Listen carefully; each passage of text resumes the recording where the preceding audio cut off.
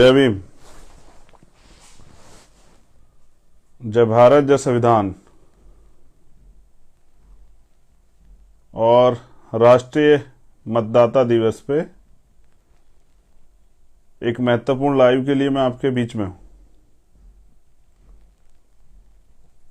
सर्वप्रथम बहुजन समाज में जन्मे सभी संतों, गुरुओं, महापुरुषों को नमन करता हूं।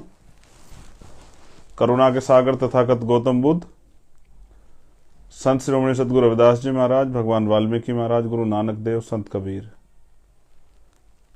और समय समय पर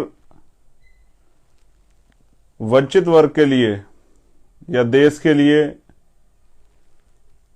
परिवर्तन, सामाजिक परिवर्तन के आंदोलन को धार देने वाले महानायकों को भी मैं नमन करता हूं। राष्ट्रपिता ज्योतिबा फूले, छत्रपति साहू जी महाराज, पेरियर रामास्वामी नायकर, प्यारेलाल यादव, परम पूजनीय विश्वरत्न डॉक्टर बाबा साहब अम्बेडकर, मान्यवर साहब श्री काशीराम, मान्यवर दीना भाना वाल्मीकि साहब, महामना रामसु वर्मा जी, संत राम बीए, बाबू जगदेव प्रसाद कुशवाहा, जननायक कपूरी ठाकुर, आप सबको भी मैं नमन करता हूं। उसके साथ साथ जो मातृशक्ति है, मां सावित्रीबाई फूले, मां फातिमा शेख, मां अवंतिकाबाई लोधी, मां झलकारी बाई, मां उदादेव पासी,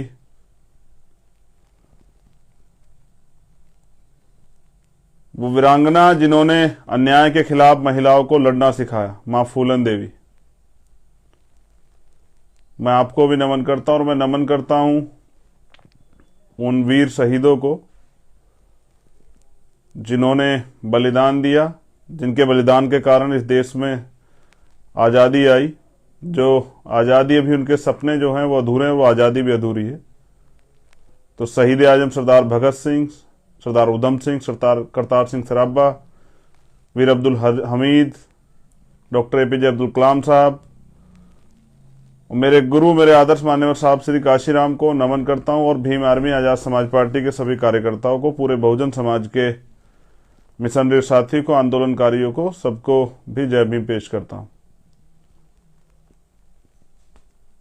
साथियों, ये लाइव जो है, क्योंकि पहले से मेरे पास यही साधन रहा जिसके जरिए मैं आप लोगों से कनेक्ट होता हूं,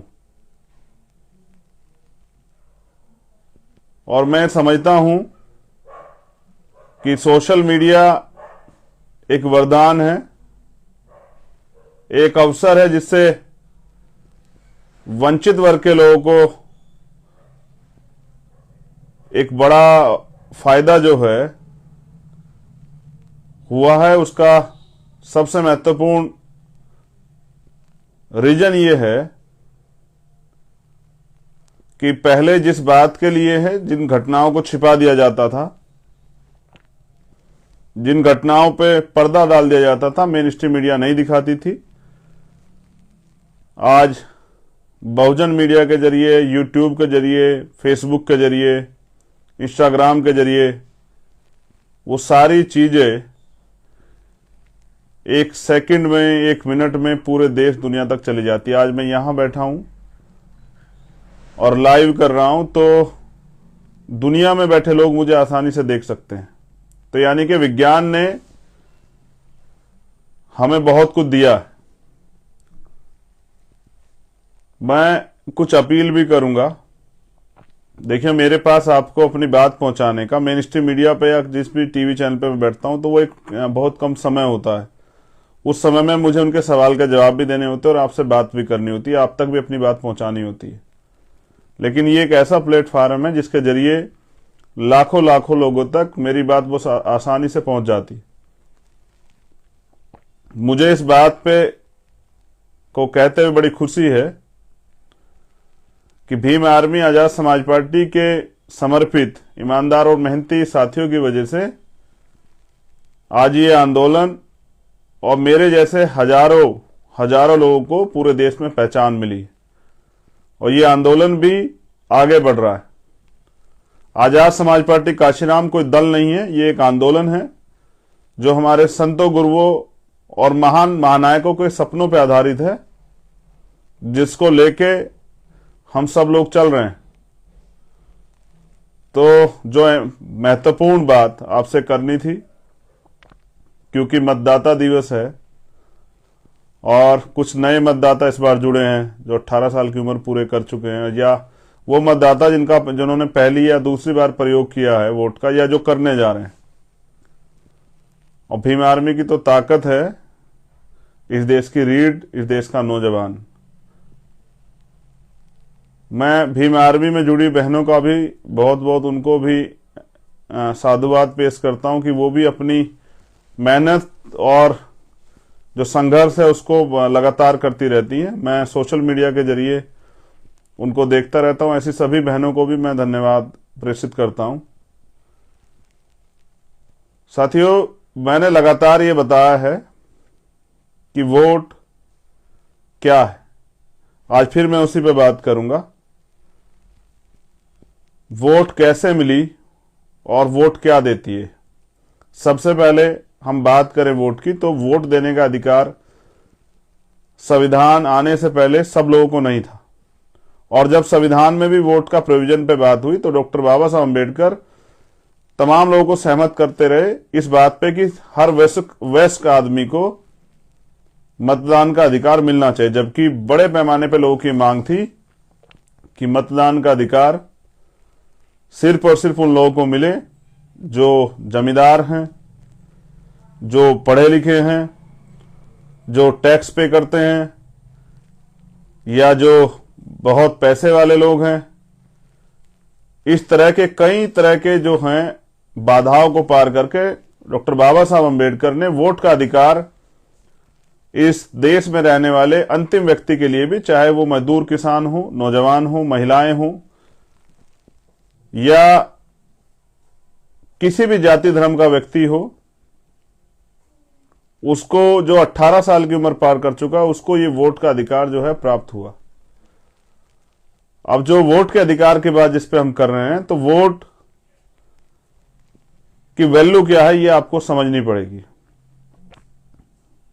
वोट की कीमत, वोट 1000-2000 के नोट में देने वाली चीज नहीं है। वोट किसी अभाव प्रभाव पे देने वाली चीज नहीं है। पूरी दुनिया में लोग जहां जहां लोकतंत्र है वहां वोट की वैल्यू को वो लोग समझते हैं कि वोट देके वो चयन करते हैं कि वो कैसा नेता चाहते हैं, और वोट देके वो ये चयन करते हैं वो कैसी सरकार चाहते हैं। वोट अगर की वैल्यू आप देखेंगे तो वोट सबसे ज्यादा कीमती है, क्योंकि वो आपका भविष्य तय करती है, आपकी ताकत तय करती है, आपकी यूनिटी तय करती है। आने वाले समय में आप किस तरह से तरक्की करेंगे वोट ये तय करती है। वोट ये तय करती है कि आपका फैसला, आपका चयन सही है नहीं सही, ये वोट तय करती है। और आप किस विचारधारा के साथ खड़े होते हैं ये वोट तय करती है। तो वोट लाखों करोड़ों रुपए से भी ज्यादा वैल्यू है। इसलिए मान्यवर साहब काशीराम ने नारा दिया था कि वोट की सुरक्षा बहन बेटी की रक्षा की तरह करनी है। वोट फेंकना नहीं है, वोट बेचना नहीं है, वोट को कमजोर नहीं आंकना, वोट को किसी सम्मानित व्यक्ति के हाथ में सौंपना है और उसको इस विश्वास के साथ देना है कि ये व्यक्ति, इस व्यक्ति के जरिए मैं अपने सबसे बड़े अधिकार को सौंप रहा हूं और इसके जरिए ये व्यक्ति इस वोट के प्रयोग से आगे बढ़कर हमारे मुद्दों पे, हमारी स्थिति पे, हमारे विकास पे काम करेगा और जो बुनियादी अधिकार हैं जो जिनसे अभी आम आदमी वंचित है उनको दिलाने का काम करेगा। ये बनाएगा नीतियां हमारे बच्चों के भविष्य के लिए, जिससे और हमारे लिए, जिससे कि हमारा जीवन सरल हो जाएगा। तो 71 साल के लोकतंत्र में अगर आज भी रोटी कपड़े मकान के लिए बहुजन समाज के लोग परेशान हैं, आज भी रेप होता है, हत्याएं होती है, जमीन कब्जा ली जाती है, तमाम तरह की परेशानी खड़ी होती है, तो ये इसलिए है कि हमारे लोगों में राजनीतिक चेतना नहीं उत्पन्न हुई।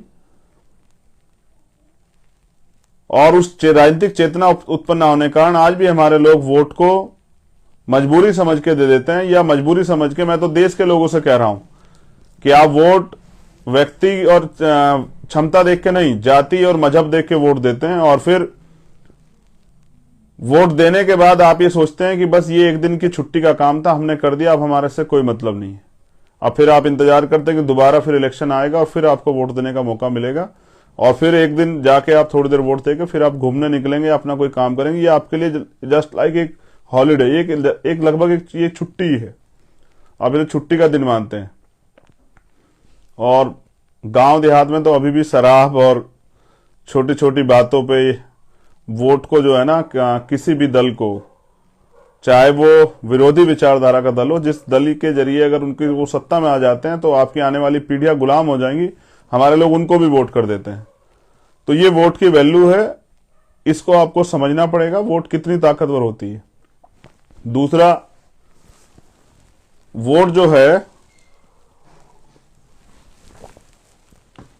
वोट की सुरक्षा। अब आपके हाथ में वोट है और आप भी हिस्सेदार हो गए इस देश की तरक्की के। गलत चयन करेंगे तो वो देश पीछे जाएगा, आप पीछे जाएंगे, समस्याएं खड़ी होंगी। सही चयन करेंगे, देश आगे जाएगा, आप आगे जाएंगे, देश विकास करेगा और देश खुशहाल होगा। तो वोट की सुरक्षा, अब वोट की सुरक्षा, जिन लोगों के पास वोट है उनको अपने मत की सुरक्षा करनी पड़ेगी। तो इसलिए ही मैंने पहला नारा जो बताया था कि कैसे करनी है वोट की सुरक्षा, तो वोट सिर्फ देने से सरकार नहीं बनती है, वोट को दिलवाना पड़ता है, वोट को तैयार करना पड़ता है, गांव गांव जाके लोगों को समझाना पड़ता है। और जो आपकी पार्टी का, आपके संगठन का मैनिफेस्टो है, जो आप करने वाले हैं आपको अवसर मिलने पे, वो आपको बताना पड़ता है। और जब जनता को ये विश्वास होता है, जनता देखती है कि ये अगर इस पार्टी को, इस संगठन को या इस नेता को मौका मिलता है तो ये क्या करेगा, तो फिर वो प्रभावित होती है। तो वोट की सुरक्षा और वोट को तैयार करने का काम जो है बहुजन समाज के लोगों को आने वाले समय में करना चाहिए, तभी आप जो है राजनीतिक शक्ति हासिल कर पाएंगे।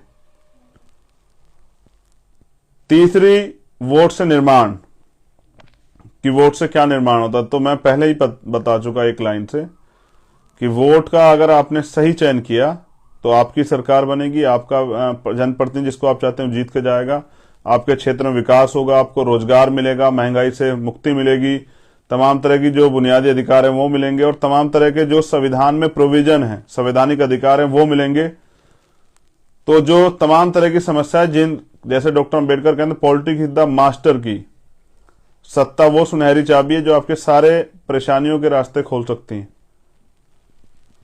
तो वोट से निर्माण होता है शक्ति का, और शक्ति से होता है परिवर्तन। अगर आप तमाम तरह की परेशानियों से, चाहे वो जातिवाद हो, चाहे वो किसी भी तरह का डिस्क्रिमिनेशन हो, भेदभाव हो, किसी भी तरह का जो है वो एट्रोसिटी हो, किसी भी तरह की और कोई समस्या हो, तो वो सब चीजें अगर आप अच्छी व्यक्ति को वोट देते हैं तो वो सब चीजें बदलाव हो सकता है। उस बदलाव के जरिए एक नया परिवर्तन, एक नई सोच, और एक आज की भ्रष्ट राजनीति में, पैसे की राजनीति में बहुत सारे परिवर्तन होने की संभावनाएं प्रबल हैं। और ऐसा विश्वास था डॉक्टर अंबेडकर का कि 21वीं सदी हमारी होगी, क्योंकि उनको भरोसा था कि कुछ लोग अपने व्यक्तिगत जीवन को त्याग करके वोट की वैल्यू को और संवैधानिक जो मूल्य हैं उनको समझाने का काम करेंगे। और धीरे धीरे जिस समाज को पढ़ने का अधिकार पूर्ण रूप से 1950 के बाद मिला, वो भी एक समय पे आके जानकार हो जाएगा, समझदार हो जाएगा और वोट का सही प्रयोग करेगा। वो जो व्यापार की राजनीति उसमें नहीं फंसेगा। तो मैं धन्यवाद देता हूं मान्यवर साहब श्री काशीराम का कि उन्होंने हजारों लाखों लोग तैयार किए, जिन्होंने जो आज कहीं ना कहीं किसी दूसरे दलों में भी स्थापित हैं, लेकिन जिन्होंने ये राजनीतिक शक्ति को, मान्यवर काशीराम साहब ने राजनीतिक शक्ति को बनाकर और बताया कि सत्ता किस तरह बनती है और सत्ता से क्या क्या परिवर्तन होते हैं। तो चौथा और अंतिम है वोट के परिणाम। सोचिए आपने गलत व्यक्ति को वोट दिया, अब गलत व्यक्ति सरकार में आ गया, गलत सरकार बनी, तो फिर ऐसे कानून बनते हैं जैसे किसानों के खिलाफ बने, जो किसान नहीं चाहते थे। ऐसे कानून बनते हैं जो मुस्लिम भाइयों के खिलाफ बने, जो देश को बांटने वाले हैं, जो संविधान के खिलाफ हैं। ऐसे कानून बनते हैं जैसे आर्थिक आधार पर आरक्षण का कानून बना, जो कॉन्स्टिट्यूशनल जो वैल्यू है, संवैधानिक मूल्य है, संविधान का जो प्रस्तावना है, संविधान का जो प्रस्ताव है रिजर्वेशन पे, वो उसकी हत्या करता है। इस तरह के तमाम तरह से, जैसे लेटरल एंट्री होती है, जिस तरह से आज भी सफाई कर्मचारियों को मजबूरी में ये सब काम करने पड़ते हैं, संविदा और सब चीजें करके सरकारी नौकरी खत्म किया जा रहा है। और जैसे निजीकरण के नाम पे जो है ना सारे सरकार सिस्टम खत्म करके चंद पूंजीपतियों के हाथ में सौंपा जा रहा है। फिर ऐसी सरकारें बनती जो तानाशाही करती हैं, जो हक की आवाज उठाने पे नौजवानों को लाठियों से पीटती है, बहनों के हाथ तोड़ देती है, जिनके राज में हत्याएं होती हैं, रेप होते हैं, तमाम तरह की परेशानी खड़ी होती है। जब जो आप कोई भर्ती आती है तो उसका पेपर लीक हो जाता है, फिर घोटाले होते हैं। और जैसा मैंने कहा कि पहले और अब के जीवन में पिछले भारतीय जनता पार्टी की सरकार है, उसमें आप देखिए 7 साल में देश में और 4.5 पौने 5 साल में उत्तर प्रदेश में हमने क्या क्या नहीं खोया। तो मेरा आपको बताने का फर्ज है एज ए भाई, एज ए दोस्त, एज ए लीडर, कि एक गलत चयन आपको कहां ले जाएगा। इसलिए मैं आपसे उम्मीद करता हूं कि परिणाम आपके पक्ष में आए, परिणाम अच्छे हों। इसलिए मैं आपसे अपील करता हूं कि भाई वोट का चयन गलत नहीं करना है। अब 2-4 बुनियादी बातें, जो जरूरी बातें जो आपको समझानी है। पहली बात, आजाद समाज पार्टी के ईमानदार, समर्पित और वो मेहनती नौजवान जो भीम आर्मी के माध्यम से 5 साल सड़कों पे काम किए, जेल गए, मुकदमे झेले, तमाम तरह की परेशानी झेली, आंदोलन किए, न्याय दिलाने का काम किया, सारी मुसीबतों में आपके साथ खड़े रहे। आपको चयन करना है। वो गरीब जरूर है लेकिन धोखेबाज नहीं है। एक तरफ वो लोग हैं जो पैसे पे टिकट लाए या पैसे पे आधार राजनीति कर रहे हैं, जो 2-4 करोड़ रुपए खर्च करेंगे। एक तरफ हमारे प्रत्याशी, जिनमें मैं खुद भी हूं गोरखपुर से, जो मेहनत करेंगे, अपनी बात को जाकर समझाएंगे और जो एक वोट एक नोट, यानी कि उसी जनता से जिसका काम करना है, जिसके लिए खड़ा होना है, उनसे ही वोट के साथ नोट की अपील भी करेंगे। सैकड़ों की संख्या में भीम आर्मी से तैयार हुए नेता इस बार आजाद समाज पार्टी के बैनर से उत्तर प्रदेश में चुनाव लड़ रहे हैं, उत्तराखंड में चुनाव लड़ रहे हैं और पंजाब में चुनाव लड़ रहे हैं। उनकी हालत बहुत अच्छी नहीं, लेकिन उनके हौसले बहुत मजबूत हैं। वो आंदोलन विचारधारा से जुड़े लोग हैं, उन्होंने घुटने नहीं टेके हैं। और मैं समझता हूं कि घुटनों के बल चलने से अच्छा है आंख से आंख मिला के, सीना तान के खड़े होकर लड़ना। हमने हारना नहीं सीखा, क्योंकि मान्यवर काशीराम साहब कहते हैं, तमन्ना अगर सच्ची हो तो रास्ते 1000 होते हैं, तमन्ना अगर झूठी हो तो बहाने 1000 होते हैं। मैं बिल्कुल साफ तौर पे कहता हूं, आज 52% ओबीसी वर्ग के लोग हैं और जो मंडल कमीशन की रिपोर्ट थी उसके 1 या 2 चीजें लागू हुई, उसके बाद उसमें और जो तमाम तरह की जो प्रोविजन थे वो लागू नहीं हुए। तो बीपी मंडल साहब के योगदान को नहीं भुलाया जा सकता है। बहुत सारे ऐसे महानायक, महापुरुष हुए हैं, जैसे बाबू जगजीवन राम जी को नहीं भुलाया जा सकता है, बीपी मौर्य जी को नहीं भुलाया जा सकता है। अंत तक मैं कहता हूं कि हर व्यक्ति ने प्रयास किया, एक बड़ा प्रयास, एक सुनहरा प्रयास, परिवर्तन का प्रयास। तो मैंने जो आपको बात बताई कि पैसे वाले एक तरफ, ये एक हाथ पे पैसे वाले और एक हाथ पे दूसरी तरफ चयन करने के लिए भीम आर्मी आजाद समाज पार्टी के सामाजिक परिवर्तन मोर्चा के ईमानदार और समर्पित गरीब वर्कर जो चुनाव के मैदान में, चयन आपको करना है। आपने इस बार गलती की तो आफ्टर इलेक्शन के बाद रिजल्ट कुछ भी हो, ये नेता आपको ढूंढे नहीं मिलेंगे। इनको तो आपने पहले भी वोट दिया, आप जानते हैं। इनका एकमात्र चरित्र है कि इनको सिर्फ राजनीति करनी है और ये चुनाव के बीच ही, आपके चुनाव जब आता है तभी आपके बीच आते हैं। इनको टिकट नहीं मिलेगा तो दूसरी पार्टियों में चले जाएंगे। हमारे यहां से भी कुछ लोग गए जो विधायक ही बनना चाहते थे बेचारे। धीरे धीरे हम लोग भी सीख रहे हैं। हमने प्रयास किया कि इसी आंदोलन से निकले हुए लोगों को नेता बनाया जाए, उन्हीं के सहारे जो लड़ रहे हैं उन्हीं को आगे बढ़ाया जाए, वरना आजाद समाज पार्टी और दलों में फर्क क्या बचेगा। हम 85% बहुजन समाज के लोगों को में यूनिटी बना के उनको तैयार करने का काम कर रहे हैं। और एक सीख से, एक छल से हमें यह महसूस हुआ कि हमें अपने पैरों पे खड़ा होना पड़ेगा। बैसाखियों के सारे हम लोग आगे नहीं बढ़ सकते और कोई हमें मौका नहीं देगा। सारे कीले ठोकेंगे, सारे लाइन लगा के मुसीबतें खड़े करेंगे, एक से एक साजिशें होगी, उन सबको पार पाना है, उन सब से आगे निकलना है। लेकिन वो जो लाखों माताएं बहनें विश्वास करती हैं, और वो मैंने देखा कि जब मैं परेशान हुआ, दुखी था, तो बहुत सारी माओं का, बहनों का मैसेज और फोन आया मेरे पास। उन्होंने कहा कि तू हमारा बेटा है, हौसला नहीं वो करना। तो मैंने कहा बस वो मैं अपनी ईमानदारी की वजह से थोड़ा सा परेशान था, ऐसा नहीं है कि मैं कमजोर हो गया हूं। तो मैं उन माओं बहनों का भी धन्यवाद करता हूं, लेकिन मैं अपने नौजवान साथियों से भी कह रहा हूं, एक एक वोट मुझे शक्ति देगी, एक एक वोट मुझे ताकतवर बनाएगी। एक एक वोट इस धन तंत्र की राजनीति में चंद्रशेखर को, भीम आर्मी को, आजाद समाज पार्टी को खड़ा होने की जो है ताकत देगी। वो तमाम तरह से अपने अधिकारों के लिए लड़ने की ताकत देगी। आपने इतने एमपी एमएलए बनाए, कौन आपके साथ खड़ा होता है? कल अगर हालात खराब ही रहे, आपने गलत चयन किया, गलत लोग बन के गए, हमारे लोगों को कम अवसर मिला, फिर आप मुझसे कहेंगे जहां का अन्याय अत्याचार होगा आप मुझसे कहेंगे कि भाई आ जाओ मदद कर दो। क्या करेगा चंद्रशेखर? वो क्या कर सकता है? उसके पास है क्या? अपने लोगों के मरने के बाद उनकी लाशों को गोद में उठा के न्याय दिलाने के लिए लड़ने के लिए उसके पास है क्या? इसलिए मैं आपसे कह रहा हूं कि मैं राजनीतिक शक्ति चाहता हूं परिवर्तन के लिए। अगर आप चाहते हैं कि मैं बहुत कुछ अच्छा करूं तो आपको मुझे अवसर देना पड़ेगा, जैसे आपने औरों को दिया। और अगर आप मुझे अवसर नहीं देते हैं तो मैं फिर 5 साल और सड़कों पे खड़ा होने के, आपकी लड़ाई लड़ने के लिए तैयार हूं। मुझे तो यही काम आता है। मैं तो सत्ता सुख के लिए नहीं हूं।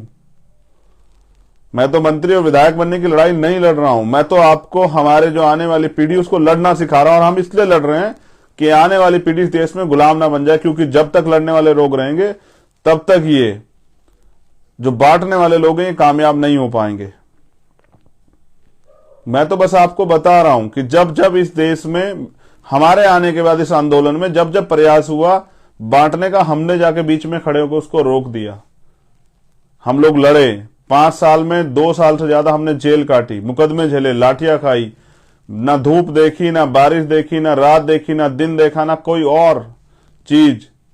ना जेल से डरे, ना मुकदमों से डरे, ना हथकड़ी से डरे, किसी चीज से नहीं डरे। डरते हैं तो अभी आप लोग तैयार नहीं हुए, इस बात से डरते हैं।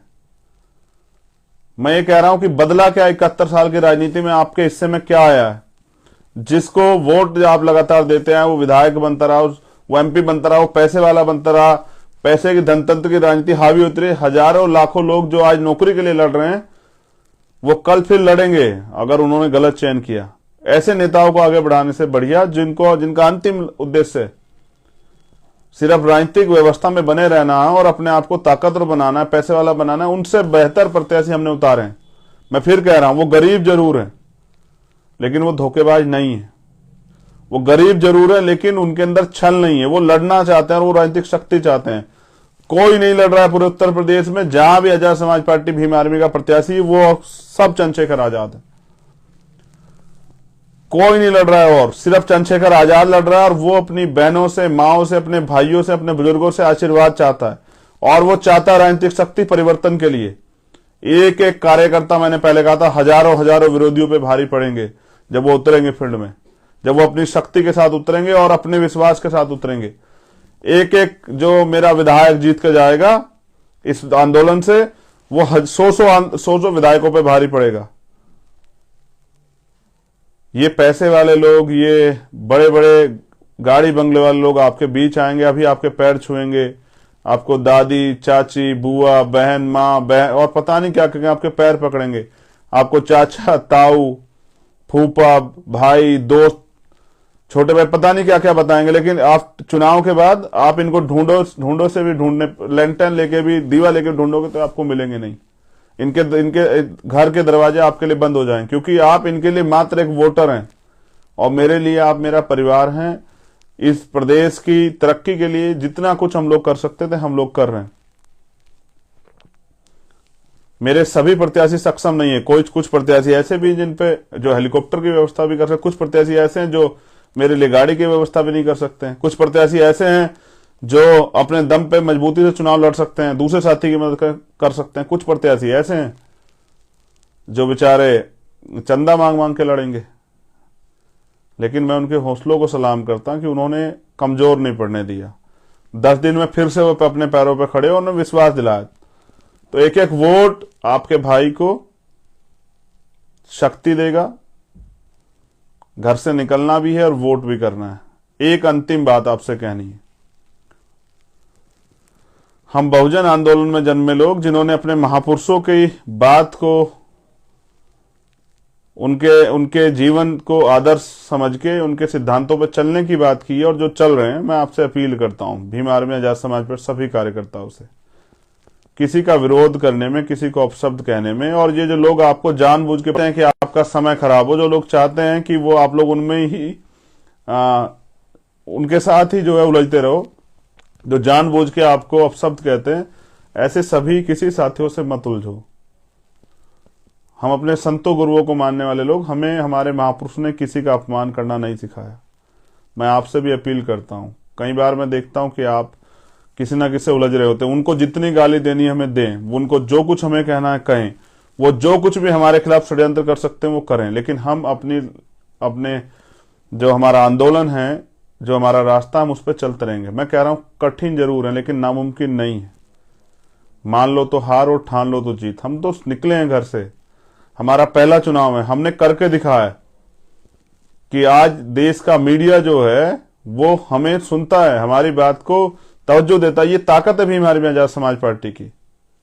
मेरी आपसे अपील है, मैं हाथ जोड़ के अपील कर रहा हूं, मैं नहीं जोड़ता हूं किसी के आगे हाथ, लेकिन आपके आगे जोड़ रहा हूं, क्योंकि मैं जो कुछ हूं वो आपकी मेहनत की वजह से हूं।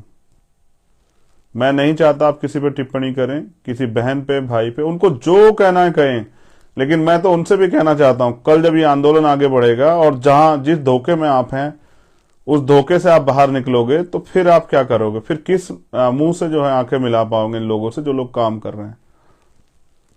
हमें सीख लें, जब दूसरे लोगों, इतने दल उनके चल रहे हैं, बड़ी बड़ी पार्टियां चल रही है, उनकी सरकारें बनती हैं, वो लोग आपस में नहीं लड़ते, वो लोग अपने हितों की रक्षा के लिए लड़ते हैं और वो अपने हितों की रक्षा पे किसी की सरकार को काम कराते हैं। वो एकजुट रहते हैं, उनका अंतिम उद्देश्य अपने लोगों के, उनके अधिकारों की रक्षा होती है। और हमारे लोग सिर्फ और सिर्फ क्योंकि चंद्रशेखर आजाद किसी अमीर बाप का बेटा नहीं है। भीम आर्मी के जो अध्यक्ष हैं, भीम आर्मी के जो महासचिव हैं, उपाध्यक्ष हैं, भीम आर्मी की जो पूरी कोर कमेटी है, वो बहुत ताकतवर लोगों के, जो मतलब पैसे से ताकतवर या पॉलिटिकल ताकतवर लोगों की टीम नहीं, इसलिए सब चीजें कर रहे हो। तो मैं कह रहा हूं आप भी अपना काम जो है ना, आप अपने काम पे ध्यान दो। हमारी बुराई करने से क्या होने वाला है? और अगर हमारी बुराई करने से आपका काम आगे बढ़ रहा तो मैं तो आपको कहूंगा खूब करो, खूब बुराई करो। मैं कोई पहला व्यक्ति थोड़ा ही हूं जिसके साथ ये होता है। मैं तो अपने साथियों से, कार्यकर्ताओं से, अपने नेताओं से अपील कर रहा हूं, आप मत उलझो इनमें। आपका काम है, आपकी लड़ाई आरएसएस और भाजपा से है, अपने लोगों से नहीं। आपकी लड़ाई इस देश में समता, समानता, बंधुत्व, भाईचारे पर आधारित उस व्यवस्था को लागू करने के लिए, उसके लिए आपको राजनीतिक शक्ति चाहिए। तो वो राजनीतिक शक्ति इनसे उलझने से नहीं मिलेगी। ये तो हमारे ही लोग हैं, गुमराह लोग हैं। कल जब इस आंदोलन की ताकत को, हिम्मत को देखेंगे और हमें काम कर देखेंगे तो आपके साथ खड़े हो जाएंगे। इसलिए इन पे समय खराब नहीं करना है, अपने काम पे ध्यान देना और मजबूती से आगे बढ़ना है। ये चुनाव नहीं, ये लड़ाई है आत्मसम्मान, स्वाभिमान की। और ये लड़ाई है युवाओं की, जिनको साबित करके दिखाना है कि उनमें क्षमता है। काबिलियत महलों की मोहताज नहीं होती है। इसलिए मैं समझता हूं कि एक गरीब का बेटा भी, जिसके अंदर दृढ़ संकल्प है, वो भी आगे बढ़ सकता है। इसलिए मैं अपने हर एक कार्यकर्ता से कहूंगा, अपने भाई से कहूंगा, इस आंदोलन की नींव से कहूंगा कि वो निकले और आने वाले 1-1.5 महीने का जो समय, इसमें जितनी क्षमता उसके अंदर हो उससे ज्यादा काम करके आजाद समाज पार्टी के प्रत्याशियों को जिताने का काम करें। ठहरे जरूर हैं, रुके नहीं। जरूर कुछ समय के लिए धोखा खाए थे, लेकिन फिर अपने पैरों पे खड़े हुए। मेरा विश्वास है कभी आपने मुझे हारने नहीं दिया। कोई आंदोलन हो, कुछ भी हो, हमेशा आपने मेरे स्वाभिमान, सम्मान की रक्षा की और मुझे ताकत दी। फिर एक बार आपके बीच इस उम्मीद के साथ, अब इलेक्शन शुरू हो रहा है, मैं जगह जगह दौरे करूंगा, डोर टू डोर कैंपेन करूंगा, प्रयास करूंगा जहां जहां मजबूती से हमारे लोग लड़ रहे हैं वहां जाऊं। समय कम रहेगा, नाराज मत होइएगा, लेकिन मैं आपसे भी कह रहा हूं, खुद चंद्रशेखर बनिए सर, निकलिए घर से बाहर। मैनिफेस्टो मैंने आपको दिया है, एक एक चीज को जाके गांव गांव में बहनों भाइयों के बीच में बैठ के, माओ के बीच में बैठ के उन्हें समझाने का काम कीजिए। एक तरफ ताकतवर पार्टियों के ताकतवर नेता और एक तरफ हमारे समर्पित ईमानदार छोटे भाई, हमारे परिवार के हिस्से, हमारे बड़े भाई, हमारी बहनें चुनाव लड़ रही हैं। और मेरी अपील है आप सब लोगों से, आपको खुद चयन करना है कि आपको कैसा नेता चाहिए। वो नेता जो आपको सड़कों पे लाठी खाते हुए, मरते हुए, आपके घर जलते हुए, आपके साथ जुल्म जाति अन्याय होते हुए, बहनों का अपमान होते हुए चैन से पढ़ के देखता है, या वो नेता, उसको आपको ताकत देनी है जो आपके हर दुख सुख में खड़ा है, जो एक युवा है, बेरोजगारी का दर्द समझता है, जो लाखों बहनों का भाई है, जो बहनों के स्वाभिमान सम्मान के लिए लड़ना जानता है, जो माओ के अधिकारों के, उनके सपनों की रक्षा करना चाहता है, उनको भी बेहतर जीवन देना चाहता है, जो बुजुर्गों की पगड़ी का, उनकी परेशानियों का हल निकालना चाहता है, जो चाहता है सामाजिक न्याय के सिद्धांत लागू हों। बहुत परेशानियां हैं। जातिगत जनगणना होनी चाहिए, जातिवार जनगणना होनी चाहिए। जो संविधान का मूल प्रस्तावना है, जो उसके भाव हैं, उन पे काम होना चाहिए। इस देश में गैर बराबरी पर आधारित जाति की व्यवस्था खत्म होनी चाहिए, भाईचारा बनना चाहिए और अच्छे और काम करने वाले लोगों को मौका मिलना चाहिए। जब मैं आलोचना से नहीं डरता तो हमारे भाई क्यों डरते हैं, हमारे कार्यकर्ता क्यों डरते हैं? देखिए, आलोचना उनकी होती है जो कुछ काम करते हैं। जो लोग कुछ काम ही नहीं करते उनका कुछ नहीं होता है। मैं फिर कहता हूं, मैं पहला शख्स नहीं जिसकी आलोचना, जिस पे आरोप लगाए जाते हैं। मान्यवर काशीराम साहब पे लगाए गए, बाबा साहब अम्बेडकर पे लगाए गए। जिसने भी परिवर्तन के लिए शुरुआत की उसको ये सहना पड़ा, क्योंकि जो आगे चल के रास्ता बनाता है, कांटे उसी के हिस्से में आते हैं। जो पीछे पीछे चलते हैं उनके लिए तो रास्ता बना होता है, लेकिन जो आगे बढ़ के रास्ता बनाता है, कांटे उसी के हिस्से में आते हैं। और उदाहरण है बिरसा मुंडा, इसका उदाहरण है मांझी जी, इसका उदाहरण है कि जब कोई संकल्प करता है, कोई फैसला ले लेता है, तो वो उसके लिए क्या नहीं कर सकता है, फिर वो चाहे वो पहाड़ी काटना क्यों ना हो। बहुत सारे उदाहरण हैं। उन उदाहरणों से ज्यादा आज आप पे अवसर है। घर से निकलिए और करके दिखाइए। और मैं जानता हूं आने वाला कल आपका है और आपको कोई रोक नहीं सकता है। कि अगर पूरे देश में अन्याय अत्याचार के खिलाफ कोई लड़ा है पिछले 5 साल में तो भीम आर्मी है। और मैं जल्द गोरखपुर आ रहा हूं। गोरखपुर के जो साथी सुन रहे हैं उनसे भी कह रहा हूं, बहुत जल्द गोरखपुर आ रहा हूं। गोरखपुर में मेहनत करेंगे और एक तानाशाह को वहां से हरा के भेजेंगे। जय भीम, जय भारत, जय मंडल, विजय मंडल, टूटेगा कमंडल।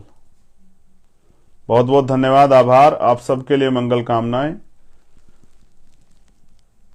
और मैं तो कैप लगा लेता, मेरी कैप है मेरे पास, लेकिन मैं आपसे कह रहा हूं सर्दी है, कैप वैप लगा के रखिए और सुरक्षित रहिए। बहुत ध्यान से मास्क वास्क का प्रयोग कीजिए। बहुत बहुत धन्यवाद। जय भीम, आभार। एक आवश्यक सूचना, जो साथी आना चाहते हैं चुनाव में वो अपनी लिस्ट बना के दूसरे प्रदेशों के, वो मुझे या माननीय राष्ट्रीय अध्यक्ष जी को या और किसी सीनियर नेता को हमारे सौंप दें। फिर हम उनको देखते हैं उनकी ड्यूटी कहां कहां लगानी। जो भी सीखने के लिए आना चाहते हैं पूरे देश से, वो सब अपने अपने प्रदेश अध्यक्ष को सूचना दें और वहां उन प्रदेश अध्यक्ष द्वारा भीम आर्मी के राष्ट्रीय अध्यक्ष जी या हमारी सीनियर लीडरशिप को किसी को भेज दें या मुझे भेज दें व्हाट्सएप पे। फिर उन सब लोगों को हम लोग प्रयास करेंगे कैसे कैसे उनकी ड्यूटियां लगा के उनको अवसर दें सीखने का, क्योंकि फिर कल उनके यहां भी चुनाव आएंगे। गोरखपुर में तो घेराबंदी करनी, बाबा जी को तो वापस भेजना है मठ में। इसलिए आपसे कह रहा हूं, जो लोग आना चाहते हैं, वो जो सीखना चाहते हैं, क्योंकि घर बैठे नहीं सीख पाएंगे। फिर आपके यहां चुनाव आएगा तो आप ऐसे ही हो जाओगे, सीख नहीं पाओगे। सीखने के लिए जो लोग आना चाहते हैं वो अपने प्रदेश अध्यक्ष जी को सूचना दें और उस सूचना के साथ वो सूचना जैसे यहां प्रेषित हो जाए तो फिर वो आए और प्रयास करेंगे कि माननीय काशीराम साहब के अधूरे सपने को और बाबा साहब अम्बेडकर के अधूरे सपने को पूरा करेंगे, मंडल साहब के अधूरे सपने को पूरा करेंगे। जय भीम, जय भारत, जय बहुजन समाज और भीम आर्मी आजाद समाज पार्टी जिंदाबाद।